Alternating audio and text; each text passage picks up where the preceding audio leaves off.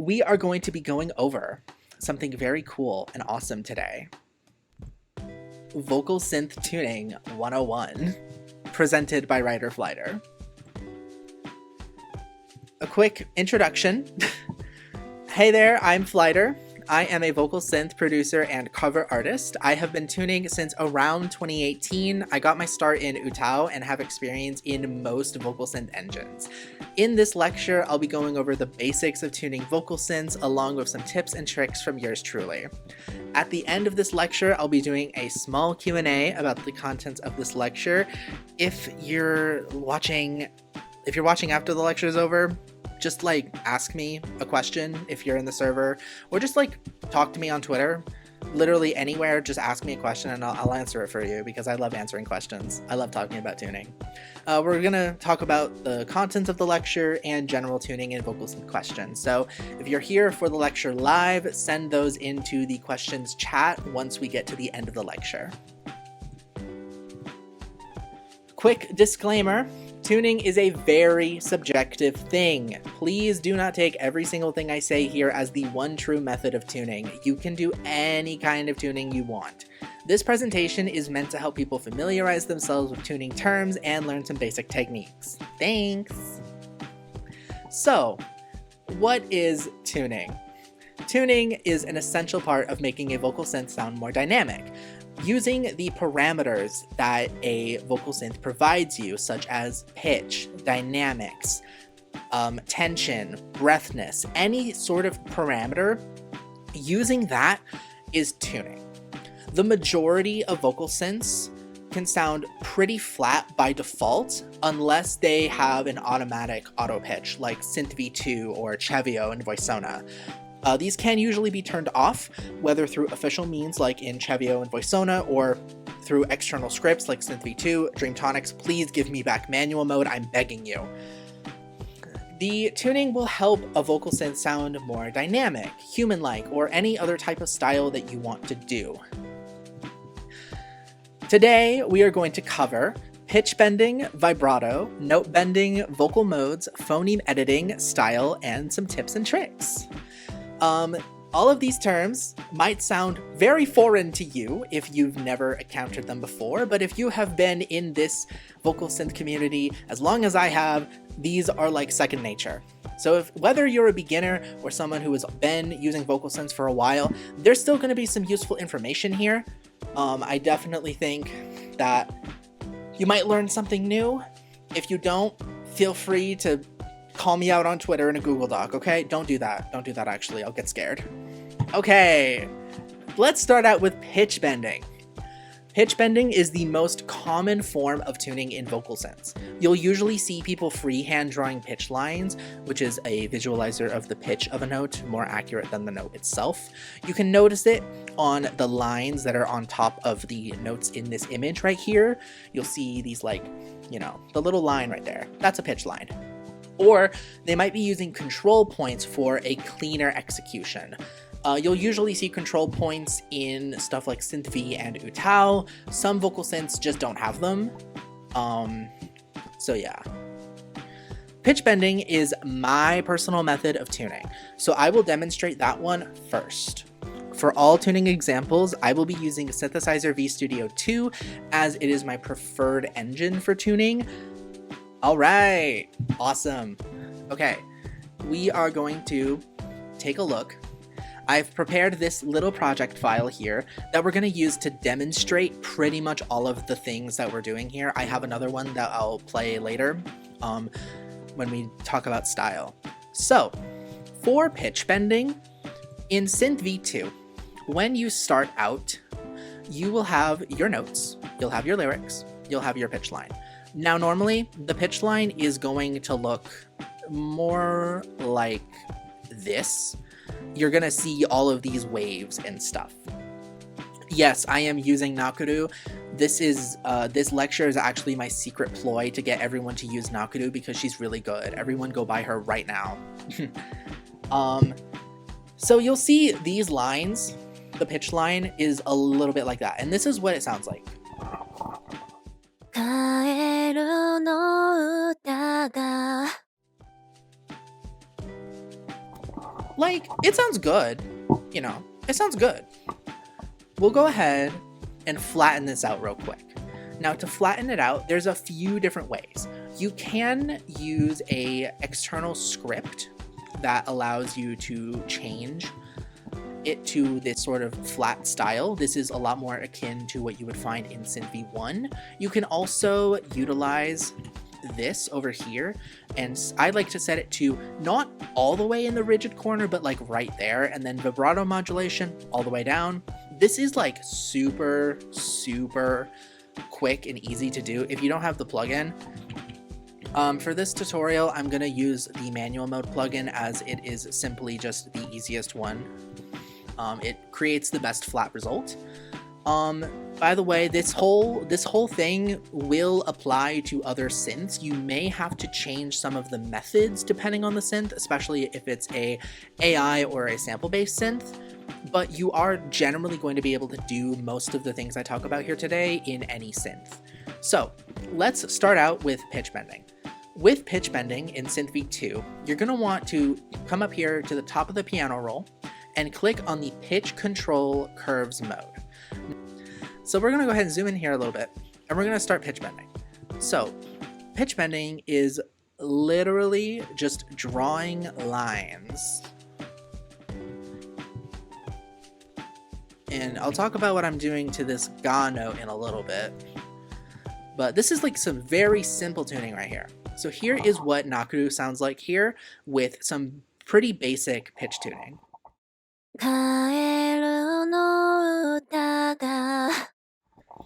It's a little rough. I'm more suited to tuning faster songs. But pitch bending is really simple. I generally do stuff like this to make it kind of more dynamic. That one's a little better than the other one. So that is essentially the base of tuning. We'll get to the vibrato in a second. Y'all out there watching this live and in the recording might be absolutely terrified to see me draw that live in freehand. I'll get to that. So let's talk about vibrato. Vibrato is an essential tool for tuning. When you see a wave-like shape in the pitch, that is usually vibrato. There's many different uses for vibrato. Sorry, I hit the mic. Possibly even genre-defining. Like, you know, is it really opera if there isn't a super crazy vibrato going on? Like, you know? Using vibrato can be done via a panel, parameter window, or manual drawing, depending on the engine. I personally like to hand draw my vibrato. I know, people tell me all the time that I'm insane for this, but I like it, okay? I'm speaking my truth. I'll demonstrate how to do that in Synth V, which I kind of just did. So when I hand draw vibrato, I just kind of make this like little wave thing here and just do that. Like that, you know?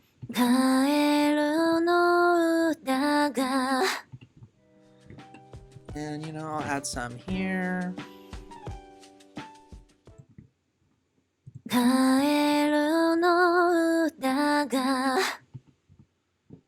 Yeah, a lot of the time, parameter vibrato does not allow for full control, you know?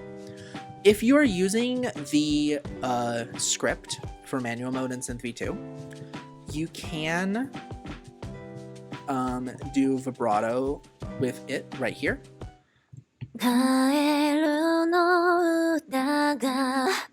So you can do it with that in Synth v2. It's just a lot harder because you have to do it with the script. So personally, I like to hand draw my vibrato unless I'm using Utao. It usually doesn't sound that good in Utao, so I just do it through the normal vibrato thing. So that is vibrato. Now let's talk about note bending.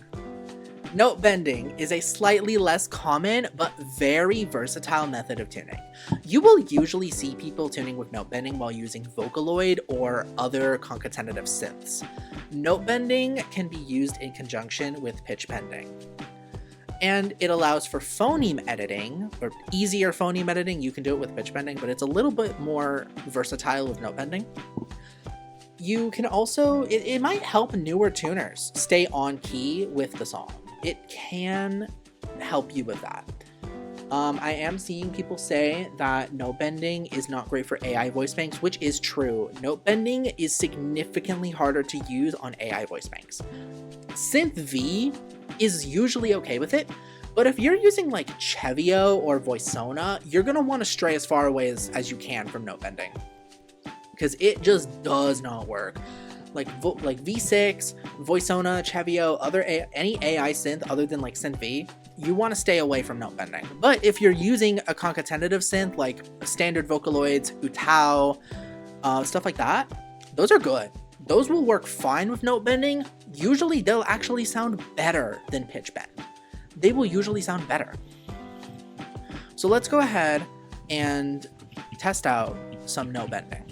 The way to do note bending in Synth V2 is essentially like this. The general concept of note bending follows this principle, but for Synth V2, you'll want to select a note, right-click on it, and select the split note. All right, so you'll split the note, and then you can move it down somewhere. And it does seem that this is going to ruin it a little bit. So we're gonna go ahead and make this flat like I did earlier. So you're just gonna kind of do this for every single note that you want to do it with, you know?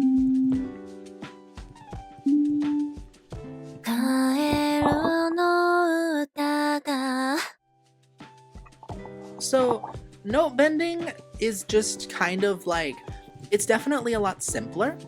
There are ways to use it as a accent to pitch bending.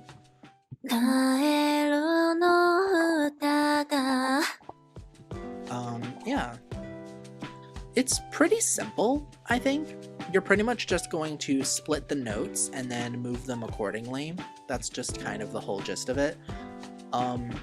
There are different ways to do that in different synths, but you'll usually want to find like a scissor tool or just like right click on a note and split. Like that's usually what you're going to want to do. Again, note bending usually works best with concatenative synths like Vocaloid and Utao, so you may want to focus on those if you're looking into note bending. Vocal modes. Vocal modes are a fairly newer concept of vocal synths. They were first made common with Synth V, but have spread to other synths such as OpenUtao's voice colors. Now, vocal modes are, this isn't in the PowerPoint, but I'm saying it because I just thought of it. Vocal modes are essentially the evolution to what appends were. And if you don't know what an append is, appends were usually separate voice banks. Very commonly, they were sort of introduced with the Krypton voice banks. So Miku, Hatsune Miku, the one and only, her Vocaloid 2 voice bank has one style. It's Miku. It sounds like Miku. That's the only way that you can use her. But if you get Miku append, you get a bunch of other voice banks that all have different singing tones. So there's soft, dark, solid, sweet, vivid, light, all of the different ones, and they're all separate. Now, in the Vocaloid 4 era, they introduced cross-synthesis, which allowed you to mix and match different voice banks together as long as they were allowed to. So a lot of appends started gaining the ability to mix with other modes, which was sort of the beta version of what vocal modes would eventually become. Vocal modes themselves are an invention of Synth V, but they have since made their way into other synths like OpenUtao for Utaos and diff singers. Vocal modes change the way a voice sings, making them softer, more powerful, accented, and more. Many voice banks will have different modes depending on what the developers included, so trying out the vocal modes is vital for deciding the voice bank you want to use. So if you have a song that you want to cover, or you're making a song that needs a powerful vocal, you want to find a vocal that has a powerful mode, or is just powerful by default. But usually, nowadays, most vocals will come with a standard neutral tone, and then you can add on a powerful mode on top of it. So I'm going to go ahead and demonstrate vocal modes using Nakuru, and I'm also going to switch to another voice bank because hers are a little lackluster. You know what? We're going to switch to Gumi because there's a bunch of Gumi going on in the chat right now. There's so much Gumi. Everyone cheer for Gumi. I know Ron is extremely happy right now. Real quick, I'm gonna go ahead and turn all this off. We're just gonna give her auto pitch because, you know, it's nice. Her auto pitch is fine. So we're gonna start looking at her modes. So this is her normal tone. That's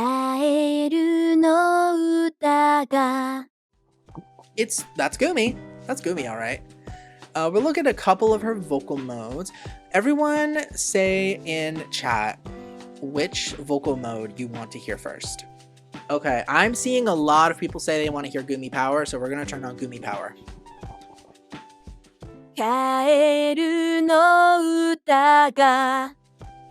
So we can see now that she's entered a bit more of a chest voice range. She's stronger, more of a chest voice, a little deeper.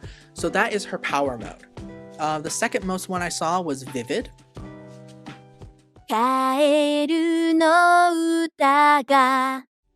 So Vivid definitely has like, it's closer to her normal tone, but it's definitely brighter.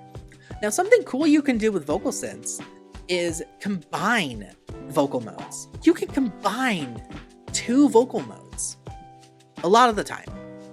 So we're gonna go ahead and see this. This is like my favorite way to use Gumi. I'm so glad you guys suggested this.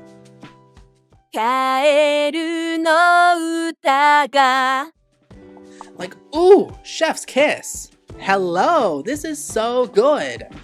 This is so good that for the rest of this lecture, I'm switching to Gumi.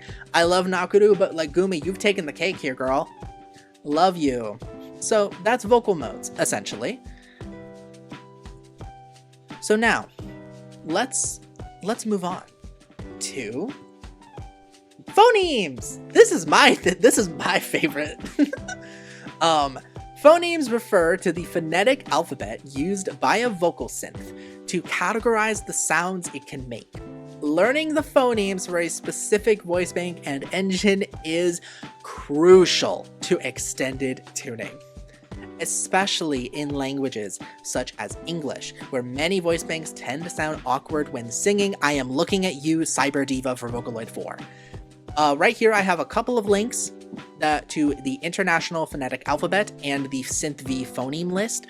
I am going to send these links into chat. I'm going to send these in there. These phoneme references, very, very useful. Let's go ahead and take a look at how we can do some simple phoneme editing. So phoneme editing it can be done in a couple ways. You can edit the phonemes that are already there, such as in the phoneme editing window in Synth V2. So here, we can change the length and strength of different phonemes. So let's make this a little stronger, make this one a little longer, make this one slightly less, maybe that one longer, so stronger, this one a little less, that one a little more. Change that just a little bit, and just do that. So we've made some small adjustments. Let's see where this is. And by the way, unfortunately, this phoneme editing window is not in Synth V1, but it is technically, like, this specific window is not in Synth V1, but it is in the Notes Properties panel in Synth V1 all the way at the bottom.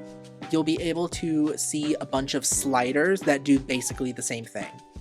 So don't worry, you can kind of do this in Synth V1. It might sound a little different because of the different engines, but this is what this will sound like.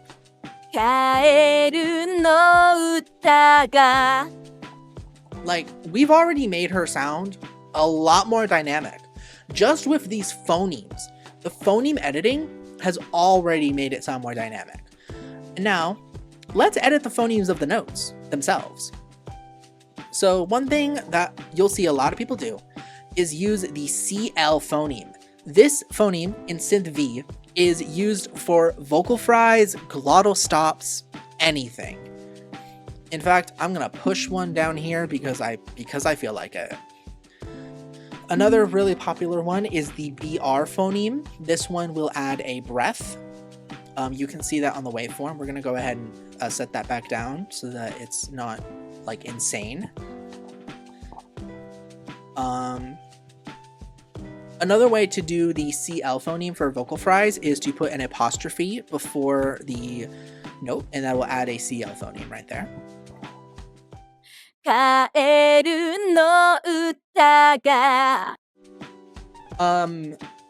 increasing the level of phonemes in Synth V1 is a little less useful than it is in Synth V2.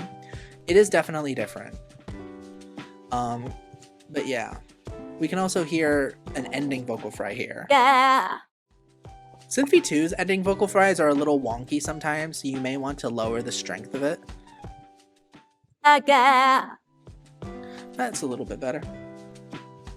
But we've already made this sound like super dynamic with just some phoneme edits. Like phoneme editing is just like truly, when you hear really, really good tuning, phoneme editing is that foundation.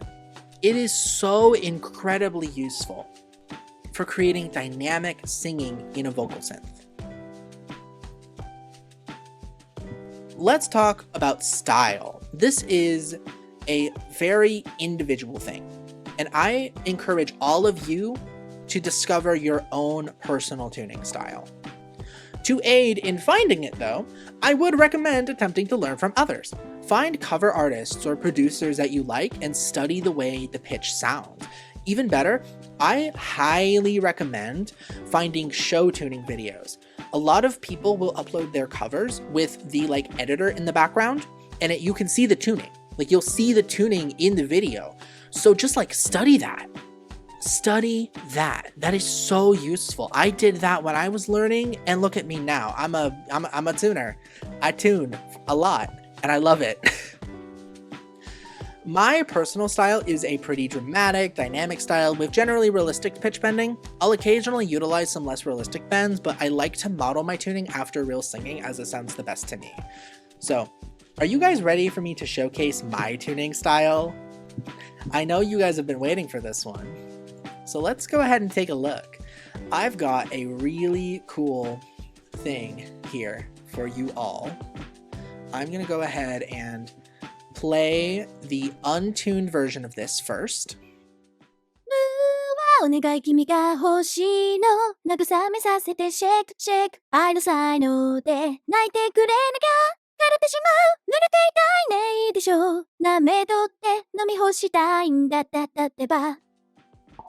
Would you guys say that that was really good?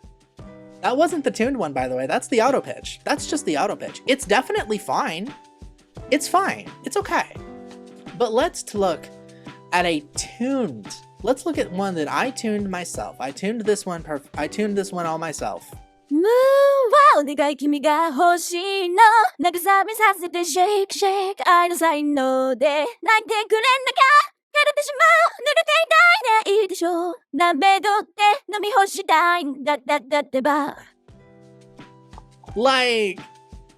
Tuning truly is the most important thing when using a vocal synth. You have got to learn how to tune because it changes your life. It changes everything. This is why I like tuning it. This is why I choose to be the tuning sensei. I'm gonna play it one more time for y'all because it's just that good. You know what? I'm gonna play it with Nakuru. You guys deserve to hear it with Nakuru because I tuned this actually with Gumi, but I switched to Nakuru because I was like, wait, I need to use Nakuru. But let's hear it with her too.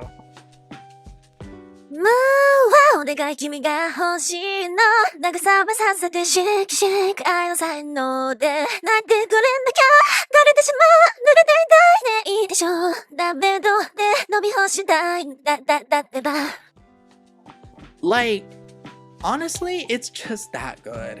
You know what? Let's take a look at another vocal I have. Let's do Yuma. Let's do Yuma. I think that'll be fun. もうお願い君が欲しいの慰めさせて Shake Shake 愛の才能で泣いてくれんのか枯れてしまう濡れていたいでいいでしょうダメ取って飲み干したいだってば I didn't even mean to make him growl, he just does that. Yuma just kind of does that sometimes. He's really fun. Okay. So that's like my style. I have a style of tuning, and you guys, I really want you guys to all go out and find your own style if you don't have one already, because finding the style that works for you is so important. That is like the most, like if you take anything from this, learn to find your style of tuning and then practice that and improve upon it as much as you can. Here are some tips and tricks that I have learned, people have told me, and now I'm putting upon you. Study singing. I've mentioned studying other people's tuning, but studying real singers can be really useful. If you can get your hands on an a cappella version of a song that you like, import the audio into a program or plugin that can visualize the pitch and study it. Me personally, I recommend Melodyne, Vovius, and Vocal Shifter. Melodyne and Vovius do cost money. Vocal Shifter does have a free trial version. So do Melodyne and Vovius. Melodyne and Vovius are probably going to be the best ones, mostly because they have the best UI, and you can kind of like really study that a lot easier. Vocal Shifter is really good if you... it's a really good program. It's good for tuning vocals that come from synths that you can't tune very easily. Newtone is also a good one if you have FL Studio. That's really useful. There's definitely a lot of them out there that you can use. I would highly recommend these three, Newtone, anything like that to study. Experiment. Don't be afraid to experiment with your tuning. You are crafting something deeply personal to you, so try to add your own spin on things. Developing skills for tuning songs of all kinds of moods is one hallmark of a great tuner. Now, this doesn't exactly fall here, but I didn't know where to put it. So here below are some tuners that I like, mostly just to fill this page and give recommendations of ones that you guys should look at because they're really cool. From left to right, our first one, we have Cruiser. We all know Cruiser. Cruiser is literally the GOAT. Like, I don't say the GOAT very often, but Cruiser is the GOAT. Next up, we have Suina Fan 3000 or Tuna. Suina Fan is such a great tuner. I highly recommend looking at their work. It's so awesome. In the middle here, we have one of my friends and also a phenomenal tuner and one of my former tuning students. I've taught her what I know. Shokiko. Everyone go look at Shokiko right now. Shokiko is so cool. I actually just finished making a music video for one of her covers. She just uploaded it today. Go check her out. She's awesome. Right here we have Astrofel. Astrofel is super cool. They've got really awesome tuning. Very cool. Definitely check them out too. And finally here we have Crescent P. Their Utao tuning, oh, it's so good. Like, they've got a really dynamic tuning style. It's not realistic, but it's so good. Oh, it's so good. But check them all out. Check out any tuners you like. Like, go check out cover artists on YouTube. That's like one of the biggest things for tuning. Cover artists are always at the forefront of tuning. A lot of producers, you may notice a lot of Vocaloid producers, especially like in the Japanese side, they don't tune the vocals a lot. They really don't. But it's usually fine. They don't need to. They make it work. But a lot of cover artists put a lot of time into tuning the vocals to make them sound really interesting and very cool. So if you want to get into learning how to tune like that, just like check out cover artists. That's the biggest thing. I'm a little biased because I'm a cover artist too. But yeah, check them out. The final tip I have is don't do too little, don't do too much. A little can go a long way, but it can also be difficult to parse. And while a lot of dramatic tuning can be fun, it can easily slip into unpleasant territory. Try to strike a balance between the two extremes. I personally recommend listening to your tuning with background music to hear how it interacts with it. So like, yeah, don't tune every note. Don't tune every note. Don't make every bend like an octave high or low. It does depend on the style you're looking for. Like if you want really dramatic tuning, like if you're tuning enka, opera, anything that needs like very dramatic tuning, then yeah, go ahead. But if you're tuning like a pop song, that's fine. You don't need to do this. You don't need to do this. Some insane tuning can sound really good, but you just have to be careful about it. You just have to be careful. If you guys have questions, make sure you put them in the questions chat. That way I'll answer them at the end. I'll go through the chat and try to answer as many as I can. But for background music, if you're making a cover, get the instrumental, put it in your editor and just listen to it that way. A lot of the time when you mix a cover or when you mix a song, the tuning can get buried underneath the instrumental sometimes. So when you have like very minimal tuning, like very small, very tiny little pitch bends like this right here, a lot of the time you won't even hear that when you mix it. And then other times it'll just like, if you go like way off key when you're tuning, like it just doesn't sound good, you know? So just like try to keep yourself within that box, but also think outside the box. You know, you kind of have to balance it. It's a little hard to explain, but you kind of get a feel for it over time. And in conclusion, after all that, you should now have the basic terms and techniques of vocal synth tuning in your noggin. You guys should all have that memorized by now. There will be a pop quiz. I'm kidding. Now, go out there and tune covers of your favorite songs, your own original music, etc. I will be starting the Q&A now. Is there any sweet spot in terms of pitch bend steepness? Overall, the furthest I go is usually about 5 to 7 semitones, and that depends. A lot of the time, you want the deepest part of your pitch bends to be on the consonants. The consonants are probably where you want that deepest or highest part, right on the consonant, because if you have it on the vowel, it might sound off key. Generally, I think having, for vowel, I think 2 semitones up or down is usually okay. If you can match to another pitch that is slightly higher or lower in the next note, that also works. Like if you're doing a riff and you have like a note that was before it that was a little higher, like 3 semitones higher, then like go up there. That's fine. Use that context around the whole area, I think.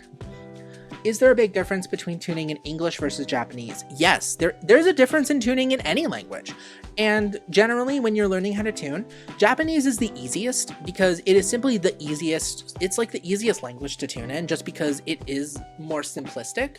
You don't have to worry about a bunch of different syllables and different types of sounds. So it's really, really easy to do that. If you want to tune in languages other than Japanese, like if you want to tune in English or Korean, Chinese, anything, you should try to find songs in that language, find acapellas, study the pitch on those, and then you can like see how that differs. Is there common or baseline pitching attacks like shapes to look for and experiment with, or is it just draw the silly little lines till it sounds gas? Yes and no. To both parts of that. It is kind of just draw the silly lines until it sounds gas. It is. It kind of is like that. There are some pretty basic lines that you can do. I'll kind of show them here. One of my most used ones is this sort of line right here, where you go down on the consonant, up, down a little bit, and then back up to the note. Other, like, just down. I do this thing I do this thing right here, where I go from the note above down to the pitch of the actual note. I do that pretty often. I do more of that. I do a bunch of vibrato. I do this one where I go up and then into the note, and then I go down about 2 semitones and then right back up. It's a very like emotional kind of voice crack. Speaking of voice cracks, I do that all the time where I go like way up. Like, I do that all the time. That's, like, my favorite thing ever. Are there any free alternatives to Melodyne? Melodyne, I don't remember if there's a trial of it. There might be a trial of Melodyne. Vovius has a free trial that you can use. I think Vocal Shifter has like a paid version, but the free version is like fully featured, so you can use that. I'd recommend searching for that just like through Google. There's probably some free alternatives. I'm just not aware of them. I heard splicing is good for vocals that don't sing in English. I don't know how to do splicing. I don't know how to do it. You're gonna have to ask someone else, because I've tried to learn. I'm just not. I'm too lazy to learn that, to be honest. I know I have heard it's very good, and I have heard examples of how it is really, really good. It is really good. I don't know. I don't know how to do it. I'm sorry. How does tuning typically change with the BPM of a song? Generally, when you have a faster song, you're gonna want bigger, looser bends, but with a slower song, you want them to be a little tighter.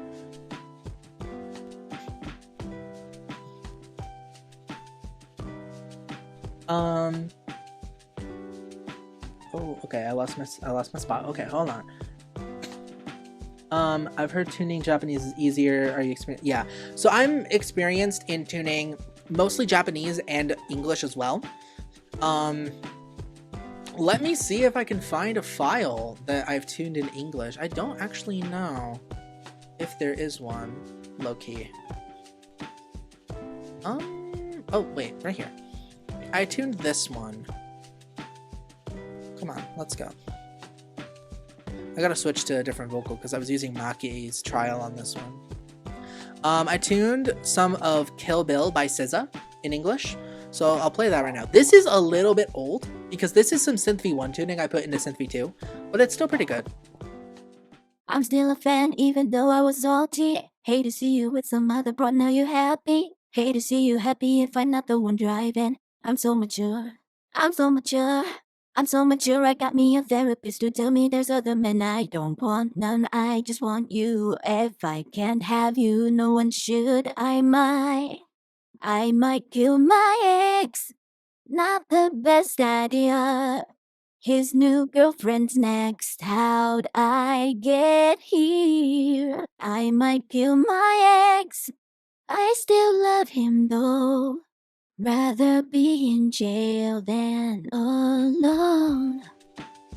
So for English, I generally, like, the tuning gets a little bit more like, I don't tune as many notes in English because you don't need to. In Japanese, you can tune more of the notes and it sounds fine, but in English, it'll sound a little awkward. My tuning uses a combination of Synth V auto pitch and manual edits. How often do you see that? I'm surprised when I see Synth V projects are 100% manual mode, and about what percent would you say are auto pitch notes in a typical song? Overall, so my personal tuning style in Synth V2 actually does utilize the auto pitch quite a bit, actually.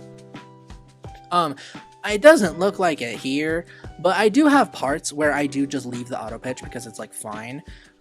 For some songs I tune a little bit more like that, but there are times where I'll just let the auto pitch do its thing because honestly it just sounds fine. Like, it just sounds good. Like, if there's a moment where the auto pitch sounds really good, I'll just leave it because it's just like, it's good. I don't need to change it. How high is too high for really high bends? Honestly, go as high as you want. I go pretty high for some of mine, as you can see, like here on this note.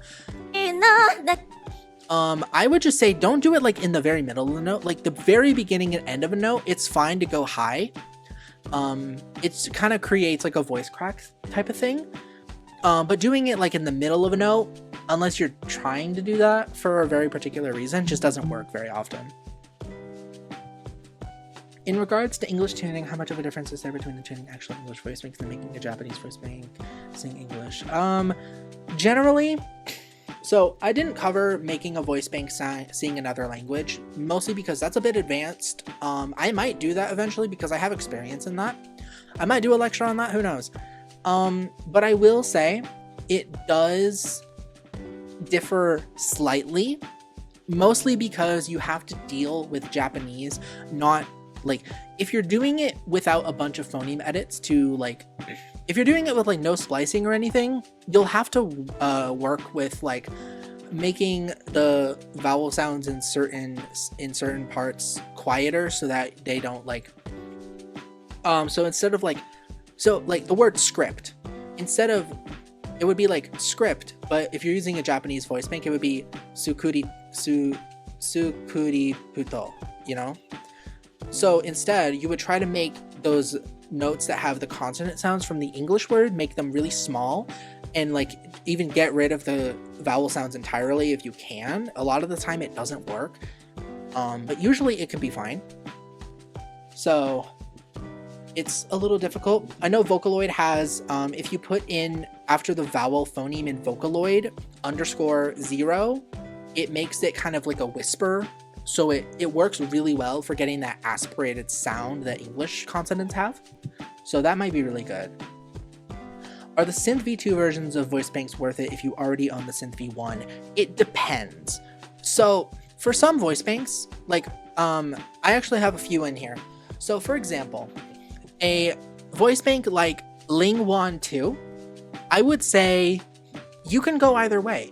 If you have Lingwan 1 and you are on the fence of upgrading, I would say unless you desperately want to use some of Synth V2's features that are exclusive, maybe just stick with it, because Lingwan 1 is already a really good voice bank.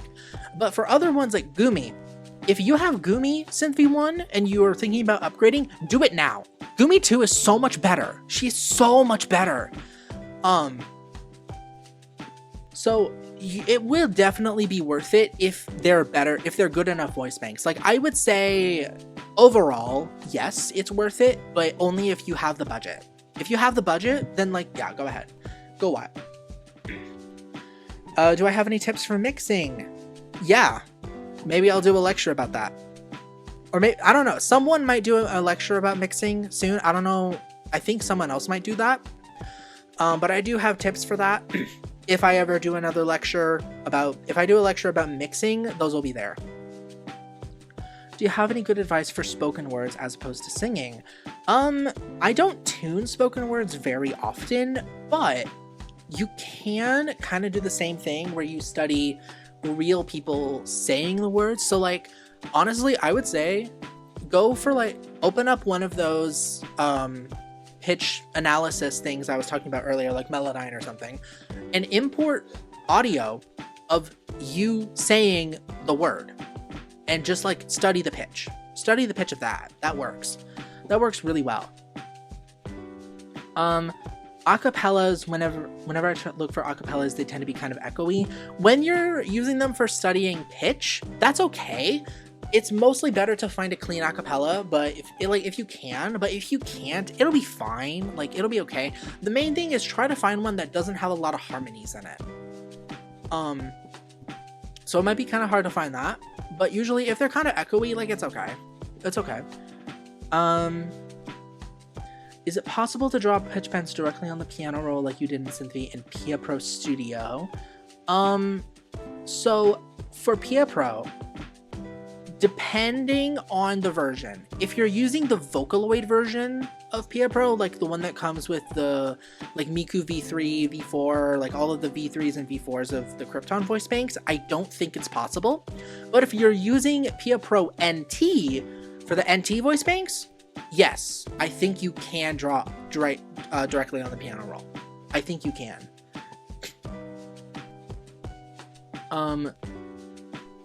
Vocaloid 6 does have direct pitch editing for Vocaloid, so if you want that direct pitch editing on the piano roll for a Vocaloid, you can use Vocaloid 6. Tips for tuning older Vocaloid voice banks like Pico. So for older Vocaloid voice banks, you'll probably want to... Pico specifically, he's a really smooth voice bank for a Vocaloid 2. For a V2 voice bank, he's really good, actually. Like, he's honestly just like he's a really good voice bank, so you won't really have to do a ton for him. Overall, you might want to use something like TuneLab or put him into Vocaloid 6 using less than standard methods, but mostly like use TuneLab or something and use Pico in there so that you can directly tune on the notes. But overall, it probably won't change very much. Now for some voice banks, like the Kakamines, their V2 voice banks, you're gonna have to do a lot of fuckery with their their phonemes to make them a little smoother, because oh god, they're choppy. Let's do some more. Yeah, I did freehand variations of those common shapes. You can see them pretty much fully in this file. I'm gonna send this file in chat really quick. That way you guys can see what's going on there, because it is a very useful file if you want to take a look at some if you want to take a look at some tuning, and you can kind of study it. I have way too many files and I have to try to find it. Here we are. I'm sending it into class no mic right now. Oh my god, that one friend that needs to _0. This is so funny. I'm putting this on the main screen. This is so funny. Okay, that's really funny. Love that. That's a really funny meme. That's so fun. I love that. Okay. Let's get back to the questions. Where is it? But I sent that file, I think. Yeah, I sent it. That will have a lot of good ways that you could find some pitch shapes to use. So I highly recommend looking at that. So splicing is essentially, most vocal synth users take the consonants from other vocal synths, or certain sounds from other vocal synths, and combine them with the vocal synth that they're trying to use. So for example, they'll take the vocal fry from a synth V voice bank and put it on a Vocaloid, because Vocaloids don't really have vocal fries that sound good, because the vocal fry in Vocaloid is kind of terrible. But synth V's is good, so you just take it from one and put it in the other. A lot of people will use RX Audio Editor, which is it's a paid program. They'll use that to splice. Yeah. So yeah, you'll use, it's not layering. Layering a voice bank under is not splicing. That is not splicing. Splicing is literally slicing up audio to combine it and Frankenstein it. Layering a voice bank that is singing clearer English under one that doesn't is actually a viable tactic. I know a lot of people use that. A lot of people did that in the early days of like 2016, you know? 2016, 2017, people were doing that for Japanese vocals singing in English. I would highly recommend TuneLab. TuneLab is really good if you want to tune Vocaloids with direct pitch editing but don't want to get V6. Very, very good. The idea behind tuning CL notes is to just change the flavor of the vocal fry that's being sung, because in Synth V specifically, Synth V is a dynamic engine, so it reacts to the pitch that you're putting down. It's one of, it's kind of the only one, I think. But when you tune a CL note, it'll change the vocal fry depending on that. So that'll kind of do that.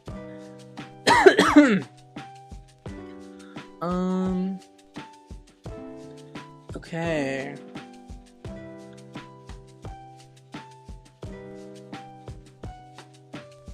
Are there any more questions? Any more? Oh wait, hold on. Let me open up the chat in here too. There might be something. Okay, no, there is no questions in there. Okay. So, yeah, that's about it, I think. That's pretty much all I have to say. So we're gonna go ahead and end the lecture here. Thank you guys so much for coming. If you guys have any more questions, please feel free to just at me, in one of the other channels. Just ask me. I'll probably be able to tell you. Ooh, we got another one. Do we have programs to transfer tuning from any program to another? Yes, Uta Formatics. Uta Formatics. So good. Uta Formatics. I'm gonna send the link down in here. So in here, you can import a project file and then convert it to another file. Now, not every single not every single file conversion will be able to transfer tuning, but most of them will. You generally, Synth V to any of the other major engines works fine. Vocaloid to the other major engines works fine. Sometimes, like Chevio, Voicona, those ones get a little finicky, but like if you want to tune in Synth V and put it in Vocaloid, do that. You can do that and it works fine. Like, it'll sound good. You want to put it in Utao, that'll sound good. Put it in Chevio, maybe not as good, but it's like an option. So that's also a really good option. If you feel comfortable tuning in Synth V, but you want to use a voice bank from another engine, just use Uta Formatics to like put your tuning in there, hear that, and then you can make adjustments. That way you can get a little bit more familiar with it all. I highly recommend that. That is a really, really good resource to use. And that's also a really good way to convert files like USTs to other synths. Like I had to convert, like this monitoring one, this is a UST, I converted it with Uta Formatics. Yeah. It's a good, yeah, you can convert to MIDI as well. It's very, very useful. There is a ton, hey, not too much on Chevio. I see you in there calling Chevio the ugly duckling. Nuh-uh, nuh-uh. I'm not gonna let you get away with that. I'm the #1 Chevio glazer ever. So don't be talking about that. Oh, okay, you use CI flower. Okay. You're forgiven. It is kind of the ugly duckling though. Like it kind of, yeah. Honestly, I prefer Voicona. It's way more fun to use. Chuddy-o. Y'all are funny. Y'all are so funny. Okay. But, okay, at that point, I think now is the time. We are pretty much done with the lecture. If you guys have any more questions, please feel free to @ me after this is done. I'll try to get as many as I can. But thank you guys so much for coming in and letting me yap about this for a while, because this has been